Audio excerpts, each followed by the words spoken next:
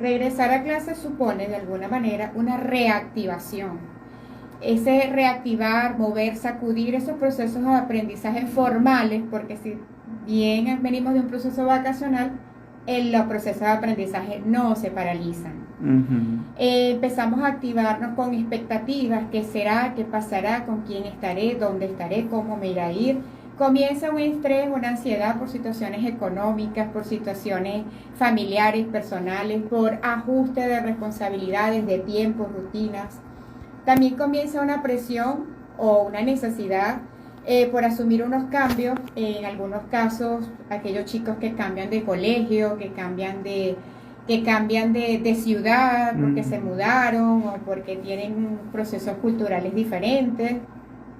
Incluso el cambio de la parte emocional, esos apoyos emocionales que se tenían, que a veces se disiparon, porque entonces, bueno, mi apoyo emocional era mi abuela, pero se fue del país. Entonces, todas esas situaciones nos hacen pensar que el regreso a clase está lleno, por decirlo así, cargado de situaciones bien individuales, bien particulares, que pueden ser de tipo emocional, bien individual de cada sujeto, pero también están las sociales, que pueden ser del contexto, y ahí entramos con ese proceso de incertidumbre y la situación de los docentes en las instituciones públicas, en nuestro sistema educativo, pues se tambalea, se nos sacude, pero ahí vamos.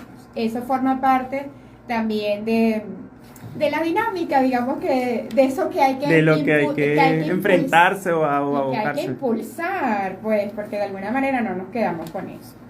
Por eso es importante asumir estos nuevos retos, tomar las nuevas oportunidades, y que, bueno, esa incertidumbre no sea lo que guíe nuestra acción. ¿Cómo hacer que esa incertidumbre que tú estás describiendo no maneje nuestra acción y no nos llene o no nos colme de ser padres estresantes, agobiantes, ansiosos? Porque ciertamente, pues, ahorita debemos reajustar nuestras rutinas, nuestros hábitos. No era igual cuando el niño estaba o el adolescente en casa, que bueno, estaba en casa de vacaciones, entre comillas, mamá y papá trabajaban. Ahora nuevamente tenemos que, bueno, el corre, como dicen muchos padres, bueno, dejar al niño, ir al trabajo, buscarlo, ir para allá, ir para acá. ¿Cómo hacer para que manejar un poco ese tema de la incertidumbre que tú nos describes, Kenny? Bien, lo más importante acá es asumir y quedarnos con un regreso a clases desde la perspectiva positiva, constructiva y bien proactiva. Por supuesto, con miras al éxito y todo aquello que pueda aportar, que pueda nutrir, toda aquella estrategia que esté encaminada hacia conseguir ese éxito escolar, y sobre todo manejarlo como una continuidad, como algo que en vacaciones, ok, lo necesitamos esa pausa, ese descanso, pero no significa de ninguna manera que eso estuvo detenido. Todo lo que hicimos ahí va a tener, digamos, que el reflejo ahorita al inicio de clase. Esa actitud positiva debe empezar con esa motivación, con esa emoción. Hasta, mira, Robert, hasta el olor al lápiz. Eso. El olor al lápiz nuevo, el olor al cuaderno nuevo, aquel forro, ese entusiasmo por arrancar. Yo creo que es lo que los papás deben transmitirle. Hay un tiempo que pudiéramos decir, en el caso de los niños, de adaptación a esa nueva maestra, a esos nuevos amiguitos. Hay un tiempo, 2 semanas, 3 semanas, esto es algo relativo. ¿Cómo es eso, Kenny? Bueno, ahí bien, digamos que tendríamos que dedicarnos, pues, a meterle la lupa y describir lo que es la dinámica escolar. Pues si bien nuestro sistema educativo nos dice que el año escolar tiene 3 hitos importantes y está administrativamente contemplado: primer momento, segundo momento, tercer momento, quienes estamos inmersos dentro del proceso educativo sabemos que ese primer momento tiene como que la fase diagnóstica, la fase de adaptación, la fase de acompañamiento, y lo voy dejando y probando qué tanto puedo encontrar resultados positivos en ese chico, ¿verdad? Ese niño pequeñito, como dices tú, ojalá pudiéramos medir cuánto tiempo es, si son 5 días, si son 15 días. Pudiera suceder que el niño mira, chao mamá, Que y pasa la mamá es mucho. la que se va a llorar. Que pasa Porque, mucho. bueno, está la sobreprotección, la El necesidad apego, de la cosa. acompañar, el Ajá. apego. Pero también está el chiquitín que va a llorar porque es nuevo. Eso va a depender mucho de la dinámica familiar, qué tan independiente es, qué tan social es ese niño, qué tantas condiciones favorables tenga ganadas para adaptarse a la relación con otros compañeritos. Es momento de superar el periodo vacacional, definitivamente. Se acabaron las vacaciones. En ese sentido, pues empezamos progresivamente a recuperar hábitos, ¿verdad?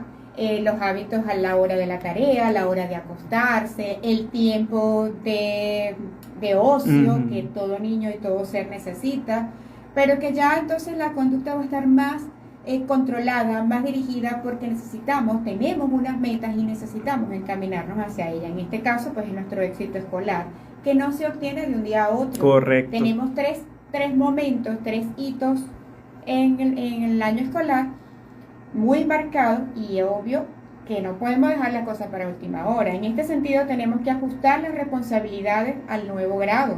Ajustamos esas responsabilidades al nuevo grado o al nivel que cursamos.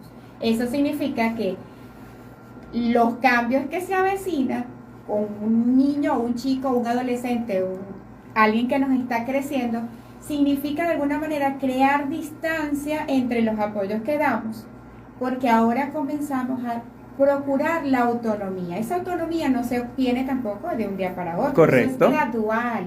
Entonces ahora como que te observo de lejos, te acompaño desde aquí, pero voy acompañándote. Monitoreo, por Exacto, decirlo así. Pudiera ser pacientes. Obviamente, como decíamos hace unos instantes, hay un proceso de adaptación, un tiempo de espera, y eso, digamos que hay que respetar, ser respetuosos con esa transición. Y en Respetar los procesos del niño, Kenny. Sí, señor, Uh-huh. y del proceso actual, por la transición. Digamos que ese chiquitín que acaba de dejar ese preescolar o esa educación inicial va al primer grado, él todavía no ha entendido lo que significan las nuevas rutinas escolares. Un timbre, por Dios, se acabó el tiempo, ¿qué significa? Y no terminé de copiar. Eso implica que hay que ser respetuosos y esperar que eso suceda, esa adaptación suceda. Incluso el chico que sale del 6º grado y que va a un primer año, ¿por qué los lapsos son tan cortos? ¿Por qué tengo que Porque copiar tantas más materias. rápido? ¿Por qué tantas materias, tantos cuadernos? Se me quedó. Ay, yo estoy acostumbrado a tener uno solo. Todas esas cosas pudieran estar afectando, y lo que hay es que ser paciente, oye, sin prisa, pero sin pausa.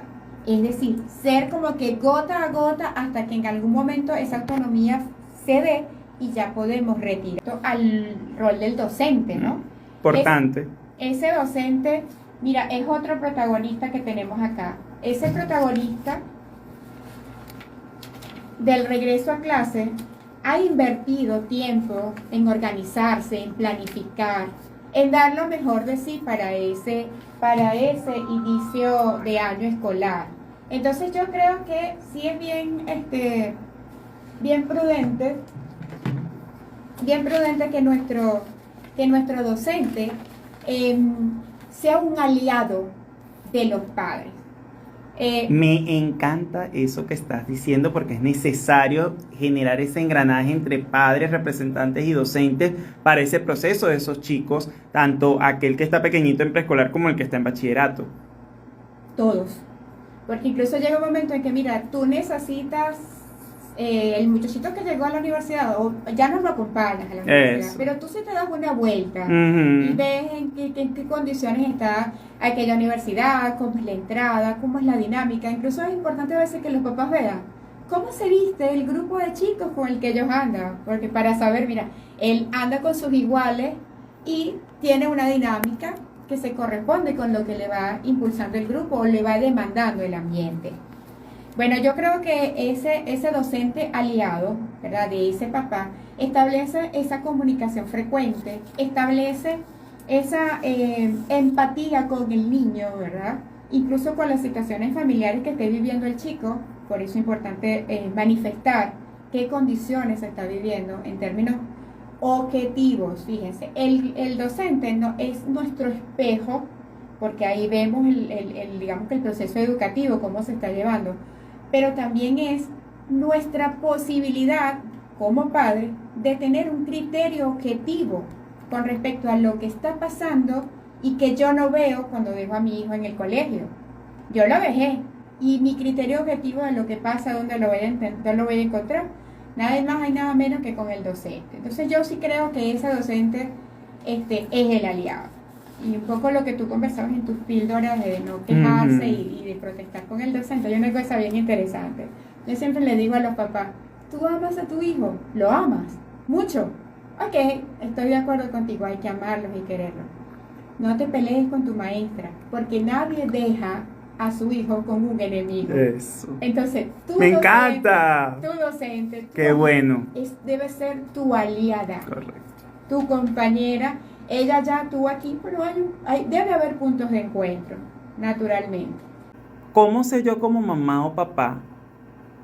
¿O cómo hago yo para respetar el proceso de mi hijo? Y esto te lo digo, Kenny, tú y yo pues somos colegas, hemos estado en el área escolar. Y hay padres que de repente el niño está en un grado en específico, supongamos, tú dabas el ejemplo de preescolar a primer grado, pero es que no lee. ¿Y por qué no lee? Pero es que no agarra copia. ¿Y será que él va a repetir? Y si repite, y estamos, y esto te lo pongo de ejemplo en el caso de primer grado. Digamos que evolutivamente tenemos una línea, pues. Y la ley también establece, de 6 años estamos en primer grado, de 11 a 12 años estamos en primer año. Pero ya hay una cosa bien interesante. No todos caminamos al mismo ritmo, no todos tenemos la misma posibilidad. Recordemos que nuestro año escolar comienza de alguna manera en septiembre, octubre, pero hay niños que su edad cronológica es una cosa y su edad evolutiva es otra. Eso es válido porque él tiene todo un año para correr, emparejarse, toda la cuestión. Entonces, ¿qué es lo que creo? Que debe considerarse primero la edad cronológica, su parte evolutiva y también, Robert, su condición. Importante eso. En muchas ocasiones, justo en el momento en que se le empiezan a demandar a los niños o se le empieza a exigir que reflejen o que demuestren sus competencias, es que empezamos a darnos cuenta, mira, es que no da más porque no ve bien.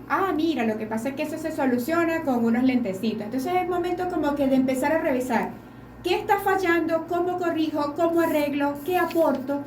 Y los especialistas pues siempre van a jugar un papel bien importante allí porque es el ojo clínico que de repente pudiera explicar cuál es el origen de por qué no está rindiendo ese chico como el papá quisiera o como el colegio le está demandando. Muy bien. Bueno, lo importante es entender que el éxito escolar no es una cosa que logramos de un momento a otro, es una cosa por la que trabajamos desde el mes de septiembre hasta el mes de julio. Importante ser objetivo, el ver cuándo necesitamos ayuda, entender que todos los involucrados en el proceso educativo somos aliados y que debemos ser garantes del respeto al proceso de cada niño. Excelente.